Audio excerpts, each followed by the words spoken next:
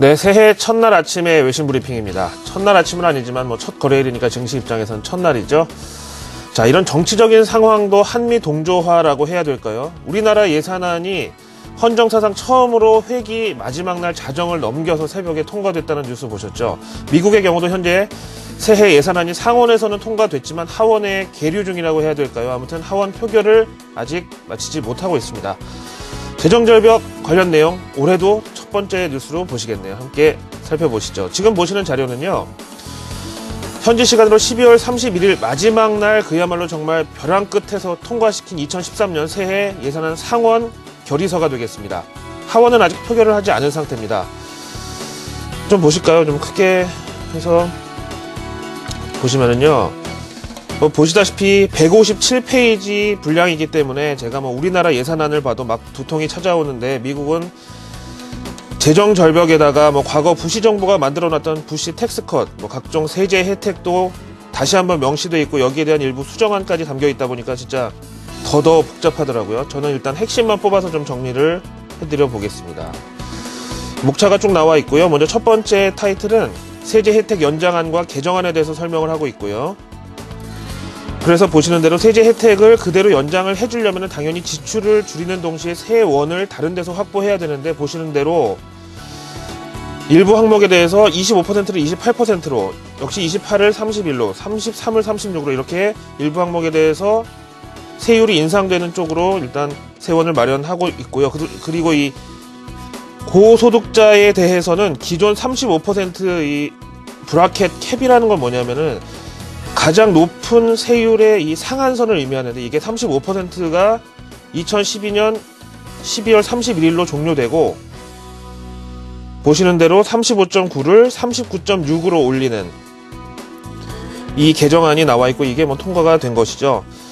다음 페이지에 가장 그동안 갈등이 컸던 부자 증세에 대한 기준이 오바마 대통령의 20만 달러와 공화당의 100만 달러 사이에서 결정이 돼서 보시는 대로 45만 달러 연소득자에 대해서 증세를 실시하는 것으로 의결이 됐고요. 이 또한 투표를 가결이 됐는데요. 사실 100만 달러와 20만 달러의 중간값이 60만 달러인데 합의사항의 45만 달러면 그냥 수치상으로 봤을 때는 오바마 대통령 쪽으로 조금 더 기울었다고 볼 수 있겠고 다음에 우리나라에서 위헌 결정이 났던 부부합산 소득 이 개념은 아직까지 살아있는 것으로 봅니다.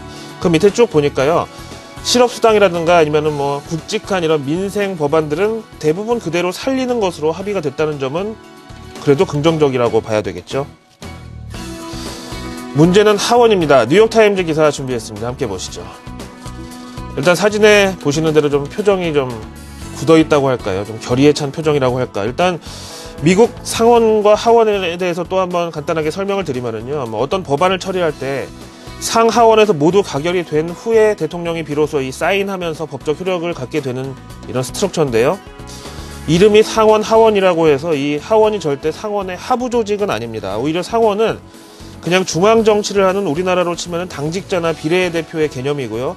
진짜 지역구 관리를 하고 민심에 따라 움직이는 것은 바로 하원입니다. 근데 지난 2008년 금융위기 때 생각해보면 지금과 반대로 공화당이 여당이었고 민주당이 야당이었던 동시에 또 하원은 민주당 야당에서 과반을 차지하고 있었기 때문에 TARP라는 당시 구제 금융안, 은행 구제안에 대해서 상원에서 가결된 게 당시 야당인 민주당이 주도하던 하원에서 이게 부결이 나면서 다우지수가 하루에 777포인트 폭락을 하는 그런 경험이 있었는데 근데 그 이후로 오바마 대통령과 민주당이 집권하면서 또 반대로 야당인 공화당이 이번에는 하원의 과반을 차지했고 내년 새로운 국회도 그렇습니다. 근데 이게 힘의 균형이랄지 그런 건데요. 지금 제목에 보시는 대로 공화당이 과반수를 차지하고 있는 하원에서는 앞서 가결된 상원의 새해 예산안에 분노라는 표현이 지금 등장을 하고 있고요. 이 정도로 거부 의사가 강력하다는 거죠.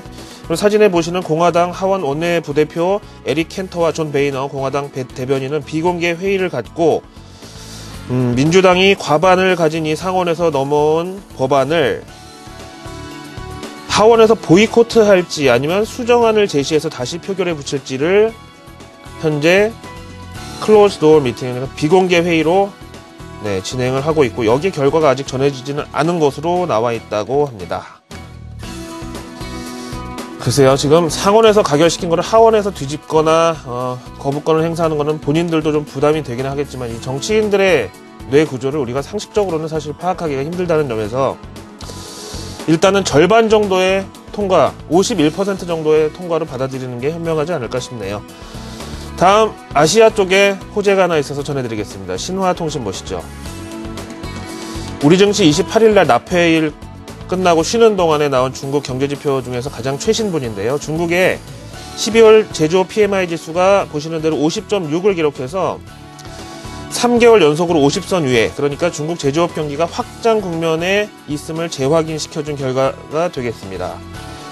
PMI에 대한 설명이 좀 있는데요. PMI, 이 용어 자체가 뭔가 어렵고 되게 복잡한 것 같지만 현실적으로 그렇지가 않고요. 이 PMI는 우리말로 구매 관리자 지수인데요. 산출 방법은 각 기업들의 구매 담당자 혹은 자재과 이렇게 담당하시는 분들을 상대로 여론조사를 막 실시하죠. 설문도 좋고 뭐 전화도 좋은데, 그런데 이 설문에 응답한 사람들 중에서 고용, 재고, 신규 주문 뭐 여러 항목에서 최근에 체감 경기가 좋아지고 있다 혹은 좋아질 것으로 내다본다 이렇게 긍정적으로 답한 사람이 절반을 넘으면 이 PMI가 50 이상으로 경기 확장을 의미하고요. 반대로 긍정적으로 답한 사람이 절반이 안 돼서 50 미만이면 이거를 경기 수축 국면으로 해석을 합니다. 다분히 심리적인 영향을 많이 받는다는 점에서 좀 덜 과학적인 통계 혹은 지수라는 평가도 있지만, 반대로 이 필드의 상황과 업종 종사자들의 현실을 직선적으로 반영한다는 그런 장점도 있죠.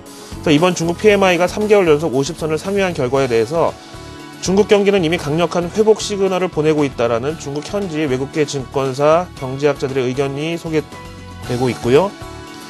하지만 블룸버그 통신에서 조사한 27명 전 세계 애널리스트들의 컨센서스 51에는 약간 미치지 못한 결과라고 나와 있고, 대신에 이 HSBC PMI 같은 민간 제조업 지수나 해외 시각에 비해서 약간의 격차는 아직까지 있다. 요거는 좀 주의해야 될 요소다. 속도의 증감, 이 정황이 앞으로 포착될 수가 있다. 이렇게 설명을 하고 있습니다. 자, 미국 하원에서 과연 우리나라 개장 전에 표결을 갈까요? 오늘 우리나라 개장은 10시죠. 이전에 만약에 속보가 있으면 제가 다시 정리해서 돌아오겠습니다. 새해 첫 외신 브리핑은 여기까지입니다.